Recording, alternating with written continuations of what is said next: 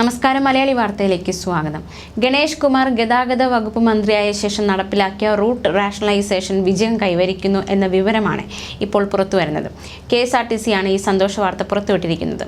Root റാഷണലൈസേഷന്റെ രണ്ടാം ഘട്ടം വിജയകരമായി പൂർത്തിയാക്കിയെന്ന് KSRTC വ്യക്തമാക്കി.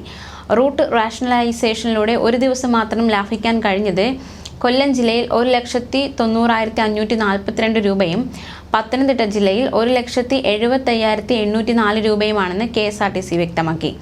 റൂട്ട് റാഷണലൈസേഷൻ നടപ്പാക്കിയത് യാത്രക്കാർ കുറവുള്ള സർവീസുകൾ ഒഴിവാക്കി തിരക്കേറിയ സമയത്ത് കൂടുതൽ സർവീസ് നടത്തിയാണ്. ഡെഡ് കിലോമീറ്റർ ഒഴിവാക്കിയതിലൂടെ മാത്രം കൊല്ലം, പത്തനംതിട്ട ജില്ലകളിൽ ഒരു ദിവസത്തെ ചെലവിൽ ലാഭിക്കാൻ കഴിഞ്ഞത് 3.66 ലക്ഷം രൂപയാണെന്നും KSRTC വ്യക്തമാക്കി. ഗണേഷ് കുമാർ ഗതാഗത വകുപ്പ് മന്ത്രിയായ ശേഷം തിരുവനന്തപുരം ജില്ലയിലാണ് ആദ്യമായി റൂട്ട് റാഷണലൈസേഷൻ നടപ്പാക്കിയത്. തിരുവനന്തപുരത്തെ 30 ദിവസത്തെ ലാഭം 98,94,930 ആണ്. അതേസമയം കൊല്ലത്തും പത്തനംതിട്ടയും ഒരു ദിവസത്തെ ചെലവിൽ ലാഭിച്ചത് 3,66,347 രൂപയാണ്. 12,796 കിലോമീറ്ററാണ് കൊല്ലം, പത്തനംതിട്ട ജില്ലകളിൽ മാത്രം ഡെഡ് കിലോമീറ്ററായി കണ്ടെത്തിയത്. ഇത്രയും ഡെഡ് കിലോമീറ്റർ ഒഴിവാക്കുന്നതിലൂടെ 3,311.45 ലിറ്റർ ഡീസൽ കൊല്ലം, പത്തനംതിട്ട ജില്ലകളിൽ ലാഭിക്കാൻ സാധിക്കും. കൂടാതെ 1 കിലോമീറ്ററിന് 4 രൂപ സ്പെയർ പാർട്സിനും മെറ്റീരിയലുകൾക്കുമായി അനുബന്ധ ചെലവുകളുമുണ്ട്. അതിലൂടെ 51,182 രൂപ ലാഭിക്കാൻ സാധിക്കും.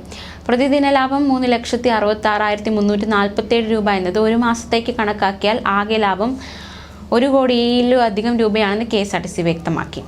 കൊല്ലം, കൊട്ടാരക്കര, പത്തനംതിട്ട, തിരുവല്ല എന്നീ 4 ക്ലസ്റ്ററുകളിലായുള്ള 16 യൂണിറ്റുകളിലെ യൂണിറ്റ് ഓഫീസർമാരുമായും KSRTC chairman, executive director operations എന്നിവരുമായും മന്ത്രി ചർച്ച നടത്തി. ഇങ്ങനെയാണ് രണ്ടാം ഘട്ടം വിജയകരമായി പൂർത്തിയാക്കിയതെന്ന് KSRTC അറിയിച്ചു. ഒരു ബസ് മാത്രം ഓപ്പറേറ്റ് ചെയ്യുന്ന റൂട്ടുകളും മലയോര, ആദിവാസി, തോട്ടം തൊഴിലാളി, തീരദേശ കോളനി മേഖലകളിലേക്കും ഓപ്പറേറ്റ് ചെയ്യുന്ന ഒരു സർവീസ് പോലും റദ്ദാക്കിയിട്ടില്ലെന്നും KSRTC വ്യക്തമാക്കി. എല്ലാ ജില്ലകളും റൂട്ട് റാഷണലൈസേഷൻ പൂർത്തിയാകുന്നതോടെ വലിയ ലാഭമുണ്ടാകുമെന്നാണ് KSRTCയുടെ കണക്കുകൂട്ടൽ. അതേസമയം ഗതാഗത മന്ത്രി KB ഗണേഷ് കുമാർ വീണ്ടും ഒരു നിർണായക നീക്കം നടത്തിയിരിക്കുകയാണ്. രാത്രി സർവീസ് നടത്താത്ത സ്വകാര്യ ബസ്സുകളുടെ പെർമിറ്റ് റദ്ദ് ചെയ്യണമെന്ന് അദ്ദേഹം അറിയിച്ചു.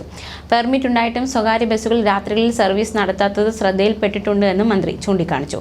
ഇത്തരത്തിൽ കൃത്യമായി സർവീസ് നടത്താത്ത ബസ്സുകൾ കണ്ടെത്തുന്നതിനായി പരിശോധന നടത്താൻ RTOമാർക്ക് നിർദ്ദേശം നൽകിയിട്ടുണ്ടെന്നും മന്ത്രി പറഞ്ഞു. ന്യൂസ് ഡെസ്ക്, മലയാളി വാർത്ത.